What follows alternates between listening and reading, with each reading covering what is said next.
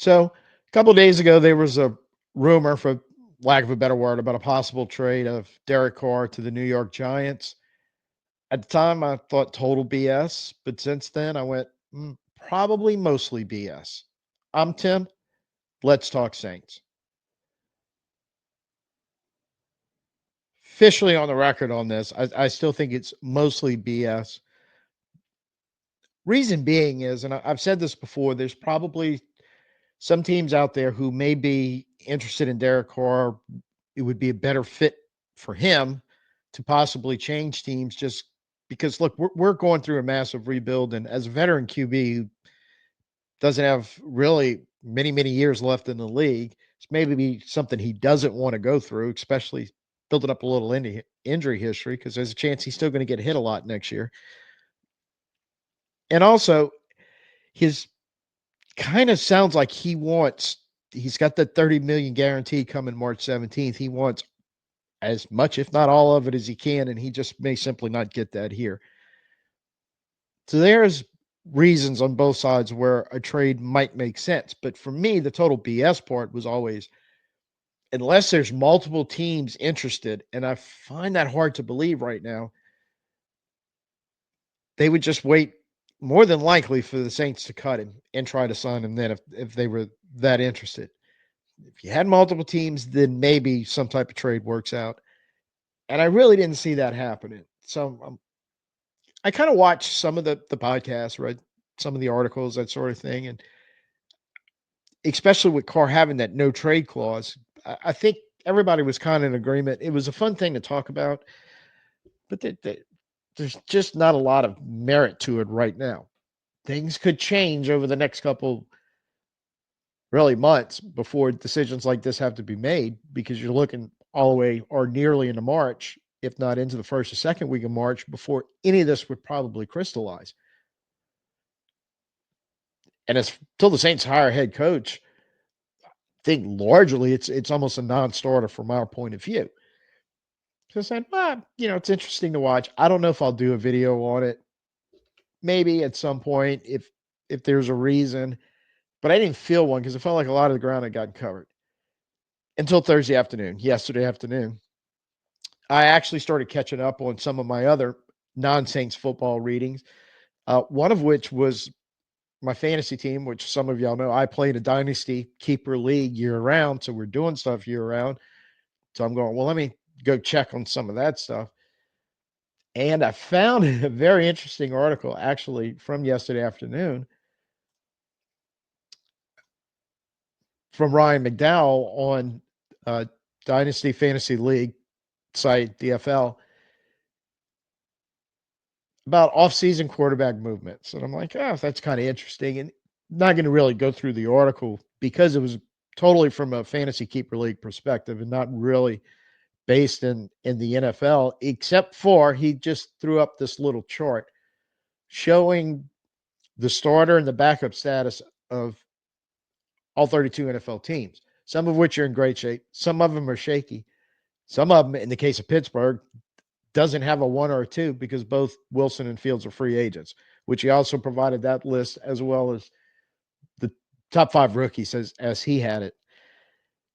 And the reason why that piqued my interest in how it relates to Derek Carr is because, well, now that's the kind of thing that as that starts playing out, as the final coach gets hired, which is us, because as of right now, the Raiders just hired Pete Carroll. That's going to dictate. The new coaches in these spots are going to dictate some of the quarterback stuff. The new GMs in some of these spots are going to dictate that. The quarterbacks themselves may dictate it. Whether a team is trying to reload or rebuild is definitely going to dictate it. On and on and on and on. But when I see articles like this, when it gets kind of picked up on and becomes, I don't know if, as far as New York Giants, if it was ever a thing when this article first broke. It was kind of down here for, hot minute or so. I'm sure it was up there, either as a good or bad thing.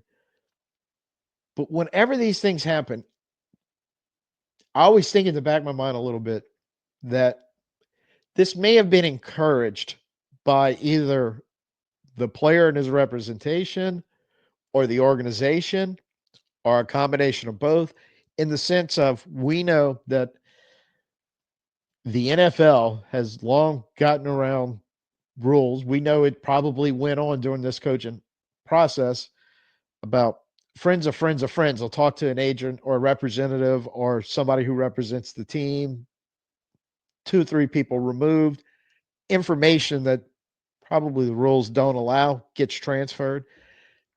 And I feel like if there's any merit, it wasn't that it was an actual trade, but it was either Carr and his people and or the Saints and or any of those other teams on that list, all, as we say down here in South Louisiana, stirring the pot a little bit, just see what it smells like.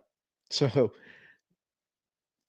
I went, that to me is like the only non BS of it, in that I haven't looked around, but there's a chance there have been other similar type little rumors that get thrown out there about so and so maybe signing here, or that team looking to trade for this quarterback, or and not even just quarterbacks, possibly signing other players.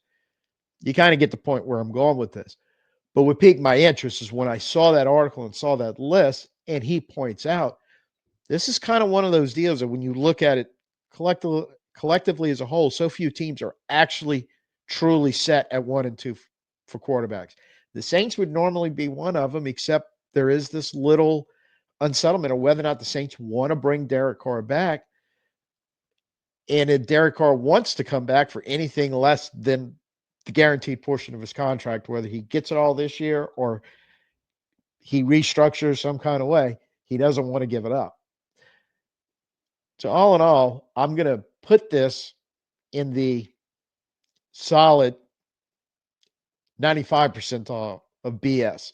Owing right now, there's a little 5% chance that while that trade actually happening, probably still BS, but just getting that little thought process and information floating around like NFL teams and NFL players and representation do could be a little part of that, a little part of a bigger picture if more teams are doing it, because of that unsettled overall 32 team quarterback situation being a little unique this year compared to others. And don't be surprised if this all comes back around again, because we still have to finish January, go all the way through February, and a couple of weeks into March before truly the 2025 NFL season opens, I believe the 14th. And a lot of this stuff is going to be moved from rumors to real by that point. It may not specifically be Derek Carr, the Saints, the Giants, or any combination thereof. But I think we're going to be hearing about a lot of this, and could be speculating and could hear the same rumor in a different version flying around again at some point. That's what I'm going to be on the lookout for, because to me, if you would see the name Derek Carr to said we have one for the Giants, but to team A, then team B, then you're like, well, that's some traction. Somebody somewhere is trying to make something happen. Or even if the Giants start talking about other quarterbacks that are currently under contract, but a team may be looking to move on for offering trades, they're going, well, they may not be set on using their first rounder to take one of the rookie quarterbacks because they prefer to just go get a veteran. Who knows? I think the speculation is fun to talk about at any rate. So am glad I did make this video as far of it. But yes, I think we're a long way away before we can look at Derek Carr being on the Giants. And I'll just conclude that with this is, I think the main reason why this is a subject that Saints fans and media, podcasters like myself, and I was a little late to the party, probably shouldn't have been, but here I am. I kind of latched onto it because what we know the Saints have to do, and hopefully they're trying to do, is this rebuild and fix a lot of cap problems. Trading Derek Carr before March 17th solves a lot of problems for the Saints and gives them an opportunity. Yeah, I see all the people talking about, well, who's the quarterback going to be if it ain't Derek? But we're not so worried about that necessarily as fixing all the problems roster-wise and or money-wise, because those two are just so closely related right now. Going, we have to infuse more talent. We have to get younger. We have to get better. We have to be better coached, working on that right now. But it all comes together. But to fix a lot of those problems, you're going to have to move on some veteran players. He solves a bunch of those problems as far as the money and the ability to roll over more of your roster once that money becomes available, whether it be in partial this year, but completely off the books, open it up like 2026 and 2027. That's all I got for you today. Basically, quick hit video over the weekend, which I normally don't do because we live stream on Sundays, but unfortunately, I can't do it again this Sunday night. We will live stream Monday, 8 p.m. Central, thereabouts. Try to go a long time because it's a good chance we're going to have an awful lot to talk about over this weekend with the way the Saints head coaching, as the coach turns there in the last few days, is kind of sparked up some interest there, plus whatever else is going to go on. So, here first time, please, like the bell earlier, like, share, subscribe, get that algorithm moving for me. And until I see you next time, I'm Tim. Peace out and who dat.